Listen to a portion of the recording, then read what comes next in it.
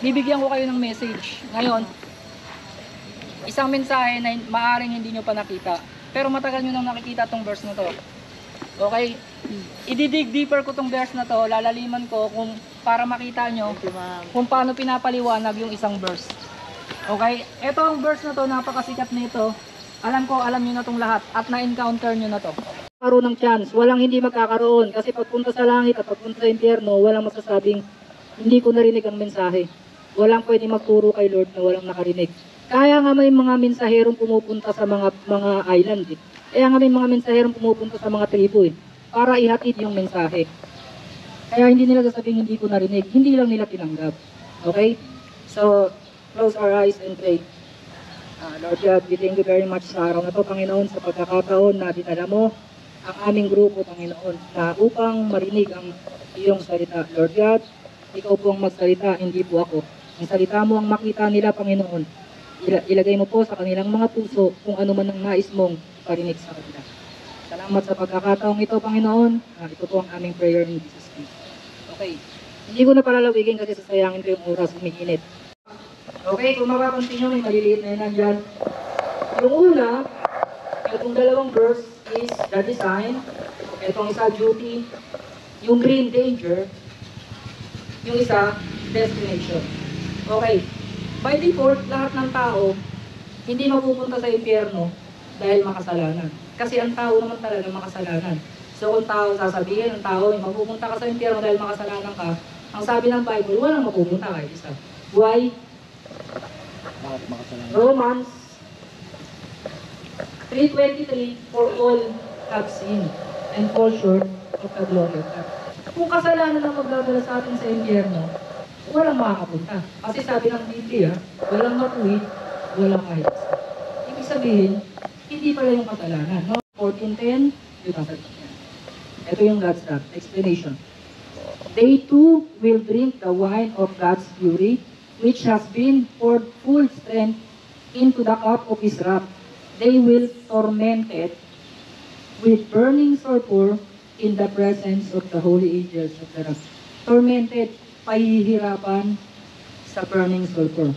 So, by default, tayo ay makasalanan, hindi natin kayang iligtas yung sarili natin. Lalo na kung hindi mo tatanggapin si Jesus, ang galit ng Diyos ay nasa iyo. Ano yung galit ng Diyos? Tormented, burning sulfur. Okay? What have you to do with us, Jesus of Nazareth? Kilala nila. Have you come to destroy us? I know you, who you are, the Holy One of God. Ang sabi nila, kilala nila si Jesus. Ang mahalaga, ang mga tao pag tinanong mo, di ba takot siya eh? Nanginginig siya.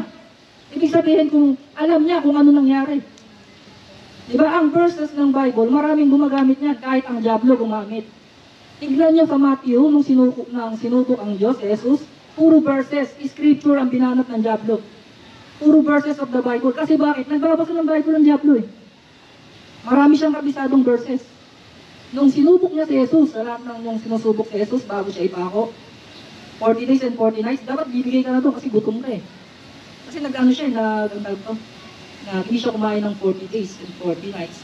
Gutom ka na nun. Nung inano siya sa tinapay, magimbat, dapat gutom niya, 40 days, dapat bumigay na siya dun. Doon pinakita sa kanya lahat ng pag-aari ng buong mundo. Verses ang binigay sa kanya ng diablo. Magaling yung diablo mag-aaral ng Bible eh. Talo pa nga kayo. Okay, so hindi lang basta pala paniniwala. Ano ba dapat?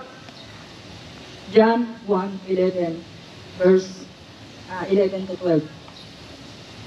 He came to his own, katulad ng sinabi ko kanina, but his own did not receive him. Pumunta siya rito, pero hindi siya tinanggap. But as many as received, received him, to them he gave the right to become children of God, even those who believe in his name. Okay, katulad ng sinabi ko kanina, pag naniwala lang ba, dapat ba okay na yun? Bibigyan ko kayo ng illustration.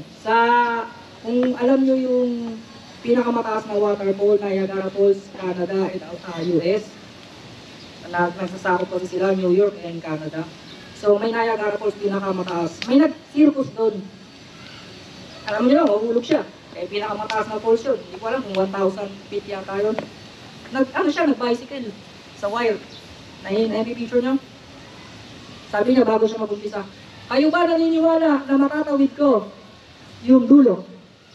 Parakpakan mga tao. Naniniwala ha? Sabi nila.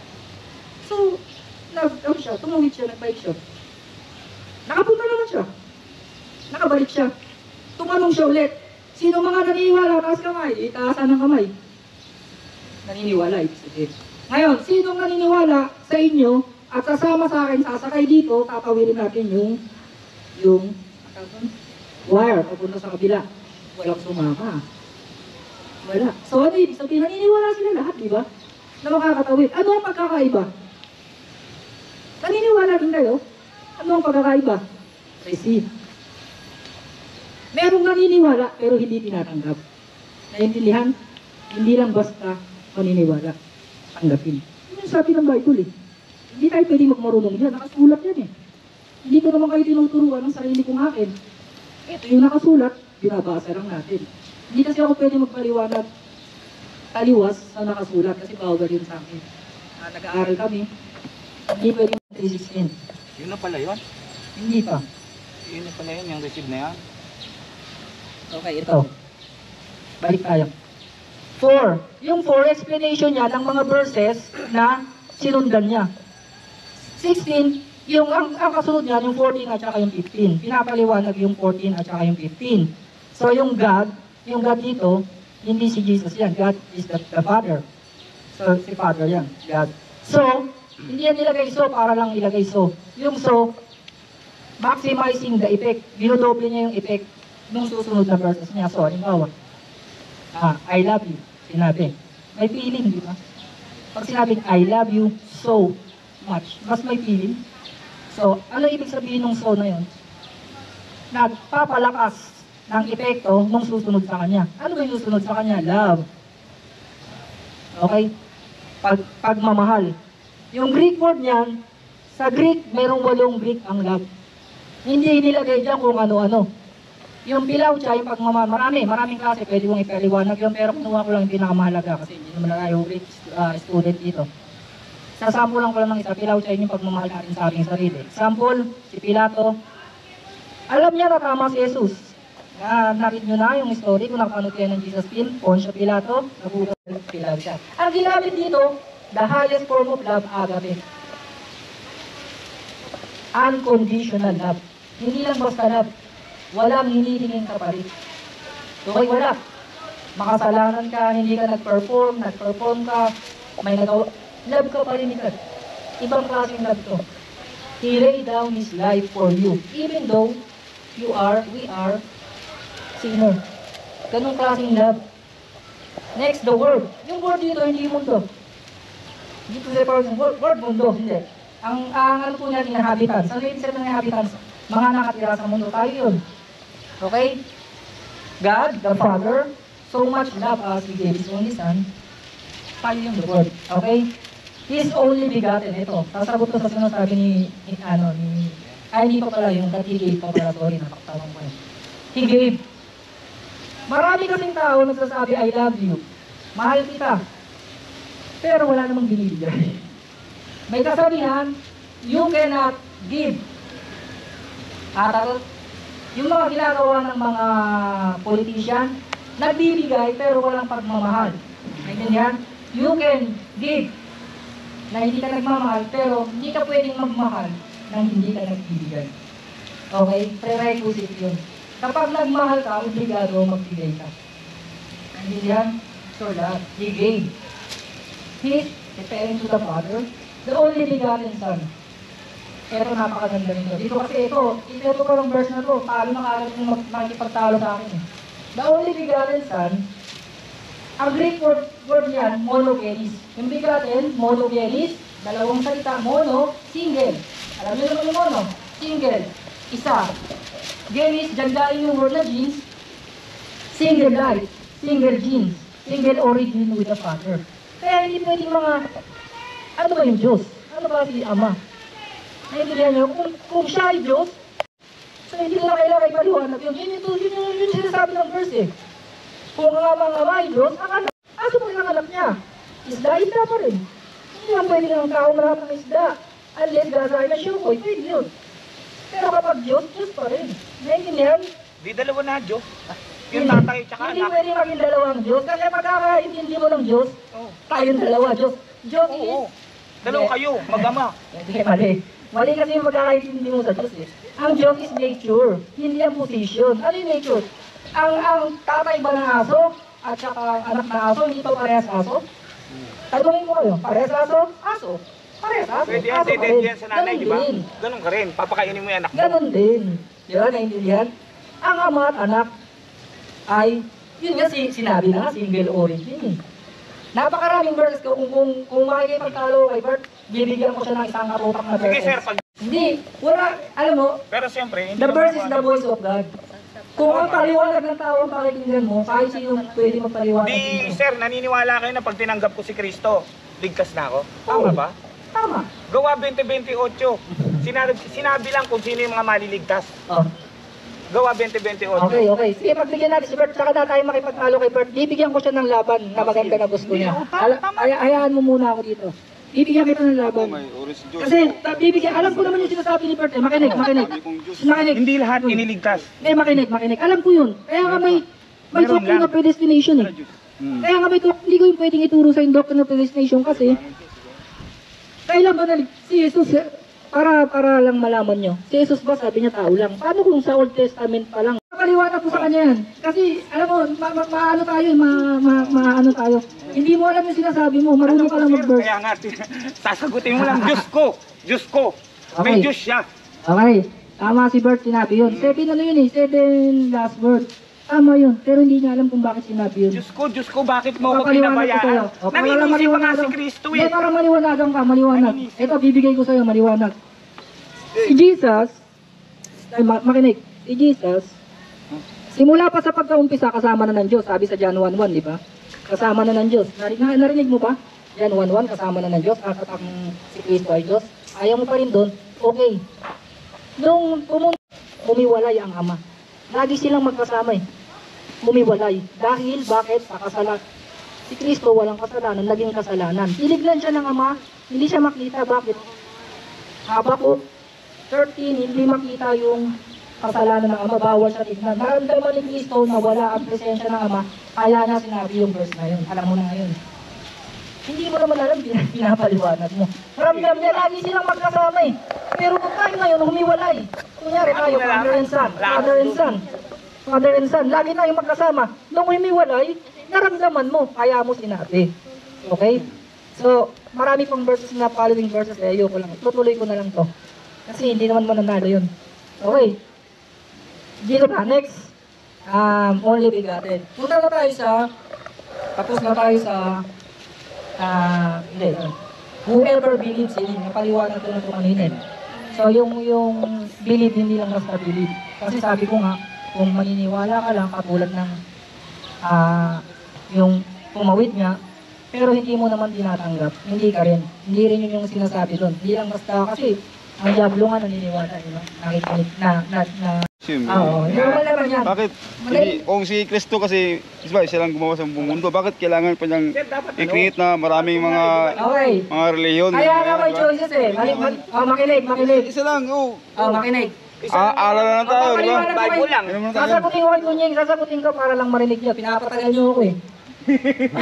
Sasagutin ko si Tunying kasi hindi niya alam eh. Okay. May water ba? Hindi ko alam yun eh. Ay, sorry. Ayan, tatawid na tayo. Pinapahaba niyo eh. Okay, sige. Sasagutin ko lang yan kay Tunying, tapos tatapusin ko na to. Kasi para makalala na tayo. Binigyan tayo ng Diyos, free will. Binigyan tayo ng free will, hindi tayo katulad ng iba. Salamat na. Isipin mo, yung tanong nito niya, katulad din ito ng nangyari sa creation ni Eva at Adan eh.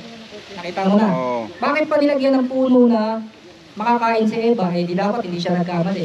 Tama? Katulad din yun, maraming religion para hindi siya magkamali. Para saan ka binigyan ng free will kung hindi ka naman, wala ka naman pagpipilian? Tatanungin kita. Yun O nga. sige, mamili ka sa isang to. Pwede ba yun? Yun nga mahirap. Si Kaya nga, si Jesus highest- sa Jerusalem. highest- Pero bakit yung mga katabi niya, puro Muslim pa rin, di ba hindi mo no? Yun nga, highest, ang pagkatapos ng Diyos, ang susunod na tao, yung angel under ng tao.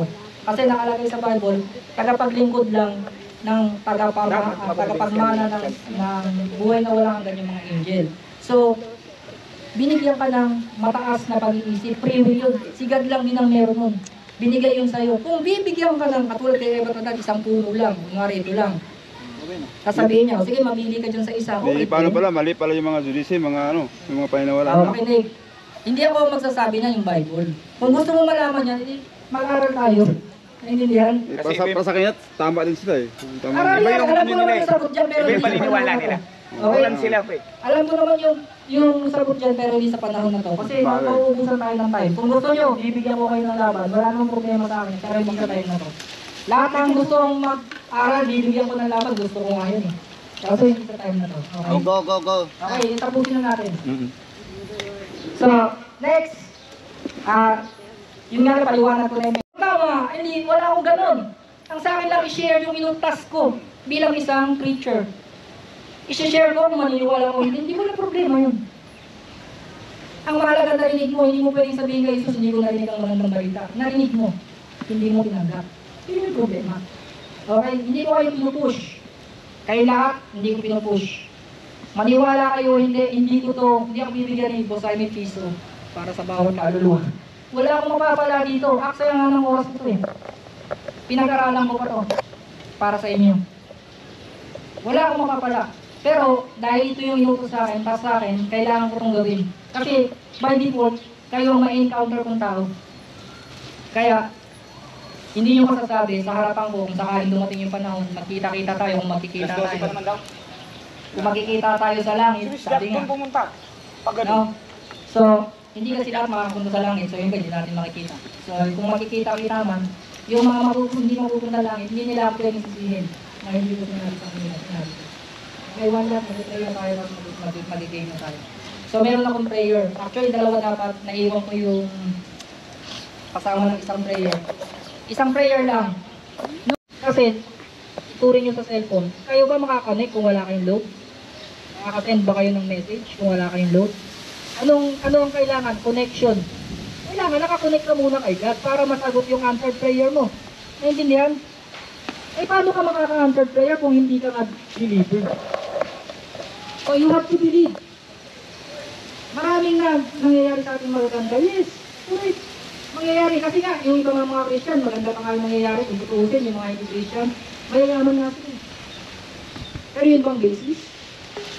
Ng biyaya ng Diyos? Hindi. Maaaring mayayaman sila, pero hindi sila masaya. Diba? Tayo, hindi tayo ganun kayaman, pero yung happiness, joy, ano natin sa ating puso, meron. Okay, so inaral ko, one prayer lang. Ano prayer yon? Prayer of acceptance. Ito yung connection yung pero hindi dito yun. Pero hindi dito tayo. Kung gusto mo doon tayo sa office, pwede yun. Hindi ngayon. Okay? Hindi ako nakahanda doon sa ganun, pero buti na lang marami akong baon. Okay? Sige. May nagpapatunay ba na may impyerno at may langit? Meron. May namatay ba na nakapunta ng langit tapos bumalik? Okay. Mayroon bang- Wala pa. Kung gusto mo, Kasi subukan pag mo. may ganun siguro, mahal siguro, pipilan ko yun. Makinig. Makinig. Ang sagutin mo sabi ni Tunying. Ayaw mo lang. This is the... Hindi kasi, Tama reality. mahirap eh. Tama yun. Magandang question yun. Totoo ba yan? Mamaya, sinasabihan lang kayo ng mga... Makinig, sasagutin ko yung... Para lang sa kalaman nyo. Para walang kabalik. Ito hindi to joke. Ebidensya, may ebidensya ba? Ito totoo yan. Ikaw, Ano ba ang tinuturo ng Bible? Hindi ba pananampalataya? Di ba? Pananampalataya, tama ba ako? Ngayon, alamin natin, ano ba yung pananampalataya? What is faith? Nakalagay sa Hebrews 1:11 o 11:1. Faith ay hindi mo pa nakikita, naniniwala ka na. Eh kung may taong pupunta dito at babalik sasabihin sa'yo, hindi na faith yun. Hindi yun ang tinuturo ng Bible. Naintindihan? Yun tinuturo sa atin ng Bible, faith eh. Hindi mo pa nakikita. Si Jesus yung nagpakain ng 5,000 tao. Ano ba ang hawak niya? 2 tinapay, 5 isda. Kung bibilangin natin by mathematical, paano makakakain yung 5,000 tao? Faith. Yun ang tinuturo ng Bible. Kung by what you see, meron din aral yan. May isang, di ba 12 apostles? Ito yun, si Thomas. Si Thomas, to see is to believe. Yun yung teaching niya eh. Alam mo ba sinabi ni Thomas? Hanggang hindi ko makita kayo naman si Kristo, di ba? namatay si Kristo, alam nyo. Matapos ng 3 araw muli nabuhay. Nagpakita siya. Yung unang pakita niya, wala si Tomas absent. Yan ang mahirap na laging absent. Nagpakita, sinabi ng mga kasama niya. Nagpakita sa amin Hindi, ang sa unang panahon yung Dor, sa ngayon Hindi panahon ngayon nga, ngayon. ituturo ko nga sa'yo. Sa unang panahon, pwede nangyari sa mga panahon before Christ. Bible ang tinuturo natin. Issue na nga. Okay, ito ha, papakita ko nga Kaya sa'yo. 2000, meron na bang Okay, tuloy ko lang. kahit si Enes, di Oh, nakakapaniwala eh. tuloy ko lang. Si Tomas absent. Sinabi na sa kanya mismo ha. Kunyari kayo, ikaw Jane, sinabi mo na kasi nagpakita lang. Sinabi mo na ha. Ano sabi ni Tomas? Hanggang dito lang. Ano sabi ni Tomas? To see is to believe. Kailangan mo makita yung butas sa kamay at saka sa tagiliran. The next day na nagpakita si Jesus, special mention si Tomas. Special mention ng mga yun. Hindi ko na ito mauulit sa inyo. Sa mga susunod na pagkakataon, hindi ko na ito uulitin sa inyo. Ibang teaching na. So, this is your chance. Kung ayaw nyo, hindi ko kayo pipilitin. Okay? Hindi po ako napunta dito, hindi nyo ako nakilala. Actually, ito ngayon may mga bago, nagpe-pray ako na huwag sa akin ibigay ni Lord yung mga hindi para sa akin. Ang ibibigay niya lang para sa akin, yung mga taong para sa akin lang. Yun yung pinagpe-pray ko eh. Kasi kung hindi siya magiging para sa akin, magiging magkakatalo lang kami, wala akong magagawa. Pero, ibinibigay sa akin kayo ni Lord dahil akin kayo. Naintindihan? Tupa tayo ng Diyos, ako ngayon yung pastor nyo. Bakit kayo nandito? May purpose si Lord. Hindi natin pwedeng i-judge kung sino man, si Lord o si... Kasi ako dati ganun din. Naintindihan? Pare-parehas lang tayo. Yung iba nga parang naniniwala pero kung tinignan mo, sila pa pala yung mag-force. Hindi we cannot judge people by the... Kung tutusin, alam ba, sikat na sabi niya, marami nagkamali, higit pa dun. Si Peter, 3 beses niyang ipinagkaroon si Kristo. 3 times. Mas malupit yun, di ba? Nakasama niya na yun. Pero, ano nangyari? Na-realize niya yung tama, sinanggap niya. Siya pa yung unang papa. Si Apostle Paul, ayaw niya kay Kristo. Alam niyo ba lahat ng naniniwala kay Kristo, pinapapatay niya. Pero sino ang sumulat ng Biblia? 13 libro ng Biblia. Apostle Paul. Ayaw niya kay Kristo. Pero ano sabihin mo? Aking sasabihin. Aming Ama.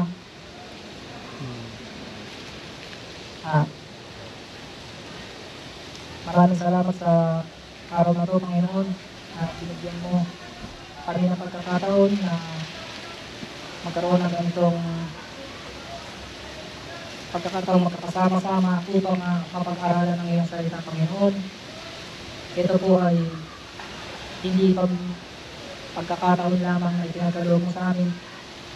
Divine appointment mo na pinagsama-sama mo kami sa ganitong araw, ganitong lugar, ganitong oras, ganitong pagkakataon upang marinig ang iyong salita. At Panginoong Isus, narinig namin ang mabuting balita. Tinatanggap ka namin sa aming puso bilang aming Panginoon at sarili ng pagligtas. Isulat mo po ang aming pangalan sa aklat ng buhay. Mula po sa araw na to, kami na ay magiging yung mga anak. Salamat Panginoon sa Yesu Cristo dahil sa kanyang dugo napatawad ang aming mga kasalanan. Mula sa araw na ito, at tanggapin namin ang lahat ng kasama ang buhay na walang hanggan. Kasama dito ang pagiging malakas na katawan, pagiging masigla, malusog, pinagpala, at mabubuhay ang mga kapatid. Salamat sa araw-araw na pabor sa aming trabaho. Ito ay hindi galing sa aming talino, husay at galing. Ito ay galing sa iyong biyaya. Salamat sa araw na ito, Panginoon. Ito ang aming prayer. In Jesus' name, Amen. Okay. Hindi ko alam kung sumunod kayo. I don't care. Kasi hindi naman ako nabibigyan ng sa pinapaliwanag ng Lord. Nasa inyo po yan. Basta ang nasabi ko lang, ang sabi ng Bible, walang religion. Kasi hindi nga, bago pa ipanganak si Jesus, may